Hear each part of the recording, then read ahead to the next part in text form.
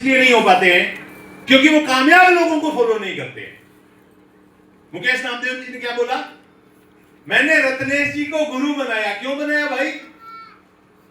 क्या रत्नेश जी के पीछे कोई मूर्ति लगी हुई थी कि भाई इनको गुरु बना लोगे तो तुम भी गुरु बन जाओगे? ऐसा नहीं था। मुकेश नामदेव जी को यह पता था कि ये एक सफल आदमी है और अगर इसको मैं गुरु बना लूंगा तो मैं सफल हो जाऊंगा, और इन्होंने गुरु बनाया और ये सफल हो गए।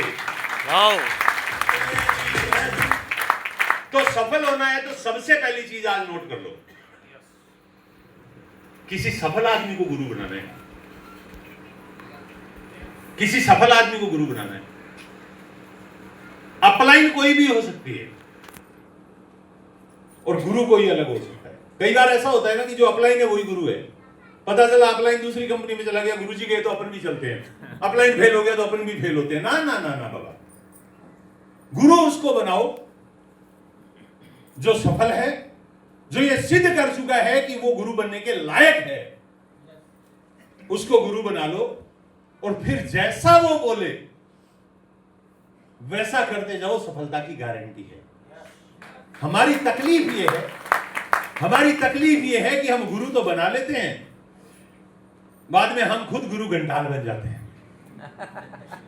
गुरुजी बोलते हैं प्लान दिखाओ सर, क्यों नहीं? ऐसा नहीं होगा। गुरु बनाइए और गुरु को समर्पित कर दीजिए अपने आप को। एक बहुत बड़ा शब्द है सबमिशन। इस दुनिया में सबमिशन से ज्यादा पावरफुल कोई शब्द नहीं है। सबमिशन में यानी समर्पण में इतनी शक्ति है कि अगर आपने किसी को समर्पित कर दिया ना तो उसके बाद में वो चाह के भी आपका बुरा नहीं सोच सकता। चाह के भी। तो अगर आपने एक आदमी को ठीक से चेक किया है और उसको गुरु सेलेक्ट किया है तो फिर उसको समर्पित कर दीजिए, क्योंकि वो आपका बुरा कभी सोचेगा ही नहीं। ये बात का भरोसा रखिए और उसको गुरु मान के जैसा वो बताए वैसा कीजिए। मेरी सफलता का और मेरे साथ जो लोग जुड़े उनकी है सफलता का सिंगल एक कारण है कि मैंने आरसीएम के सफल लोगों को सुना, आरसीएम के सफल लीडर्स को सुना और जैसा उन्होंने बोला मैंने वैसा किया, बिना अपना माथा लगाए, बिना अपना एक्सक्यूज लगाए। हर इंसान के पास बहाने हैं दोस्त। इस दुनिया में किसी के पास टाइम नहीं है और सबके पास टाइम है। किसी के पास टाइम नहीं है और सबके पास टाइम है। हर आदमी को पैसा चाहिए, कोई ऐसा नहीं है जिसको पैसा नहीं चाहिए, सबको पैसा चाहिए। बट कुछ लोग ऐसे होते हैं जो ये ठान लेते हैं कि हमें ये करना है, कुछ लोग ठानते नहीं है कि हमें ये करना है।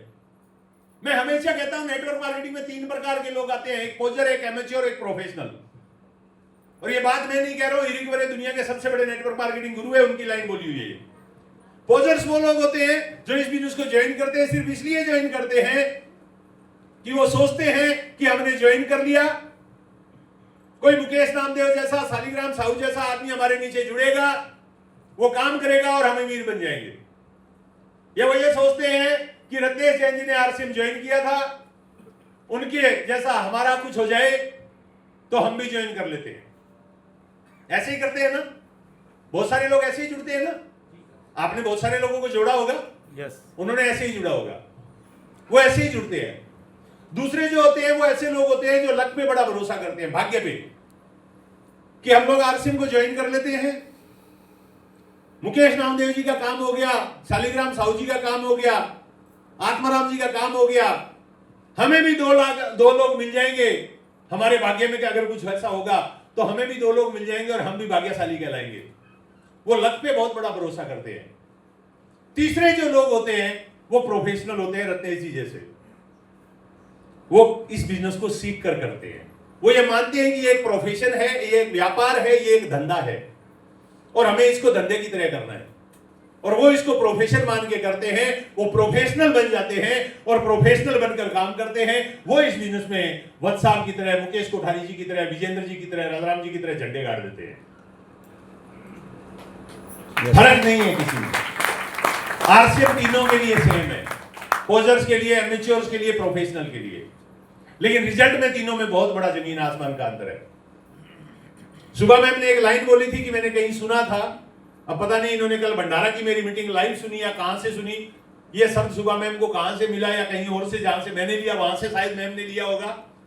अगर मैम ने वहीं से लिया है तो मैं धन्य हूं कि मैं वो ऑडियो सुनता हूं, वो वीडियो देखता हूं जो मैम देखते हैं।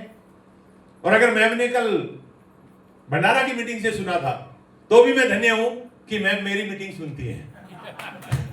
दोनों कंडीशन में मैं वो भाग्यशाली हूं। मैम ने एक शब्द बोला था कि एक जनरेशन मेहनत करती है, वो अपने परिवार के लिए, अपनी आने वाली जनरेशन के लिए करती है। यस और नो? ये बात बिल्कुल सच है। हम सब लोग मेहनत करते हैं, अपने आने वाली जनरेशन के लिए करते हैं। यस और नो? बट क्या हमारी मेहनत का फायदा अगली जनरेशन को मिल पाता है? Answer is no. एक आदमी है मेरी टीम में, विवेक पारासर जी, बिलासपुर में रेलवे में इंजीनियर है। 2 लाख रुपए उनकी सैलरी है साहबा रेलवे से। आरसीएम में वो स्टार एमरल्ड की पिन पे है, आरसीएम में भी उनको 1.5 लाख रुपए आता है। रेलवे में उनको फुल टाइम करते हैं, 2 लाख रुपए आता है, गेजेटेड ऑफिसर है। उन्होंने बहुत एफर्ट किया, पढ़ाई लिखाई की, उनके पिताजी ने उनको पढ़ाया लिखाया, सब कुछ किया, उनको इंजीनियर बनाया। उन्होंने बहुत एफर्ट किया, लेकिन आज उनके बेटे को अगर वो 2 लाख रुपए महीना कमाना हो रेलवे वाला, तो क्या कोई एफर्ट करना होगा या नहीं करना होगा? क्या करना होगा? एफर्ट करना होगा। जैसा पारासर जी ने किया वैसा करना होगा या थोड़ा ज्यादा करना होगा? थोड़ा ज्यादा करना होगा। अच्छा, उनके राज और तनु जो 2 बेटे हैं, उनको भी वो एफर्ट करना होगा, तो वो उनके जैसा कमाएंगे। अब पारासर जी का पोता पैदा होगा, उसको अगर वैसा जिंदगी जीना है जैसा उनके दादाजी ने जी थी या पिताजी जी रहे हैं, तो राज और तनु जो उनके बेटे हैं, उनको भी एफर्ट करना होगा या नहीं करना होगा? करना होगा। उसके बाद आगे की जनरेशन में कोई अगर वैसी लाइफस्टाइल जीना चाहे तो एफर्ट करना होगा। यानी जिस जनरेशन को जैसा जिंदगी जीना है उसको वैसा एफर्ट करना होगा। यस और नो? यस। एक तरफ तो ये वाला काम है, दूसरी तरफ आरसीएम के अंदर पारासर जी काम कर रहे हैं।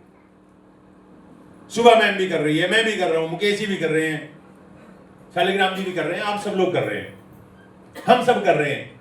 एक जनरेशन को एफर्ट करना होगा। फॉर एग्जाम्पल, रतेश जी ने 20 साल पहले आरसीएम ज्वाइन किया, खूब सारा एफर्ट किया, खूब मेहनत की, जगदलपुर के एक छोटे से घर से आरसीएम स्टार्ट किया, दिन रात पूरे हिंदुस्तान में घूमे, लोगों की ना सुनी, लोगों के रिजेक्शन सुने, लोगों के ऑब्जेक्शन सुने, लोगों ने उनको पता नहीं भला कहा, बुरा कहा, अच्छा कहा, खराब कहा, मतलब जो नहीं कह सकते थे वो कहा।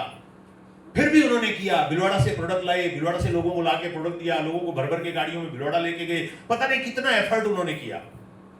परिणाम 20 साल में वो एक एम्पायर खड़ा कर गए बिजनेस का। सफायर का लेवल, सफायर है ना? हाँ, सफायर का लेवल उन्होंने खड़ा किया।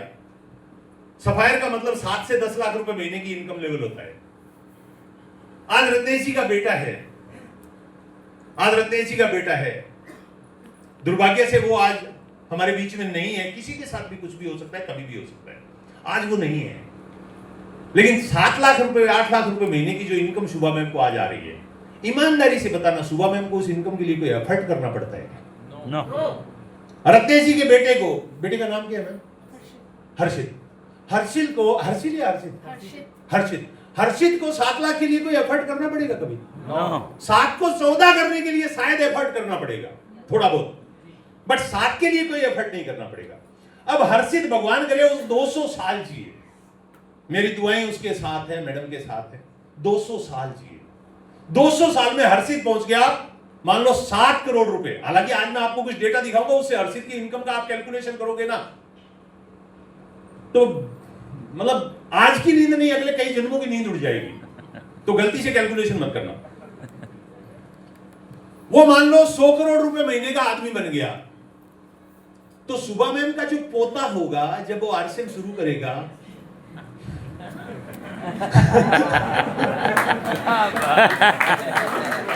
वो पोता 100 करोड़ से चालू करेगा, तो 100 करोड़ तक कमाने के लिए उसको एफर्ट करना पड़ेगा क्या? नो।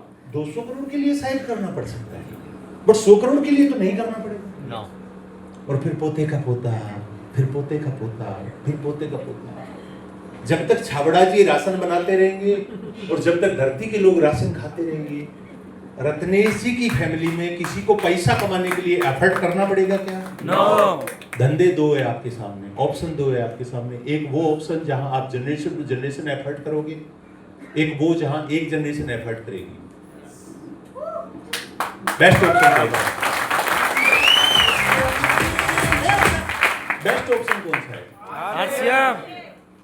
एफर्ट तो करना पड़ेगा, प्लान दिखाना होगा, लोगों के पास जाना होगा। शटर रोज दुकान का उठाते हो, इधर भी रोज शटर उठाना पड़ेगा। लोगों के पास जाके रोज काम करते हो, नौकरी करते हो, यहां भी काम करना पड़ेगा। यहां भी 8 घंटे, 7 घंटे, 6 घंटे, 5 घंटे, 2 घंटे, 3 घंटे रोज का खपाना पड़ेगा। लेकिन एक जनरेशन खपाएगी, आने वाली 7 जनरेशन के लिए मजे हो जाएंगे। बाकी जिंदगी के अंदर जिंदगी भर पीढ़ी दर पीढ़ी खपती रहेगी, एक जिंदगी को आसान नहीं कर पाएगी। ये फर्क है आरसीएम का और दूसरे प्लेटफॉर्म।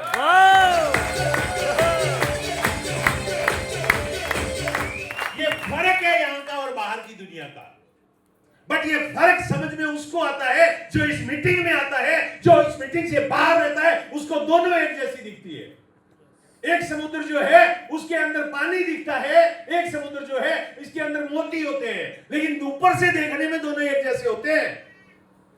ऊपर से देखने में दोनों एक जैसे होते हैं। तो बाहर की दुनिया की जो इनकम है, वो इनकम और आरसीएम की इनकम बाहर जाके देखते हो तो एक जैसी दिखाई देती है। इस मीटिंग में आते हो तो समझ में आता है कि बाहर की इनकम जो है वो एक अलग इनकम है और यहाँ की जो इनकम है वो एक अलग इनकम है। बाहर के जो एफर्ट है वो एक जन्म के लिए एक आदमी को इनकम देते हैं और यहाँ के एक जन्म के एफर्ट आने वाले 100 जन्मों के एफर्ट खत्म कर देते हैं। इतना बड़ा फर्क है इस प्लेटफॉर्म में और बाहर के पैसे कमाने के प्लेटफॉर्म में।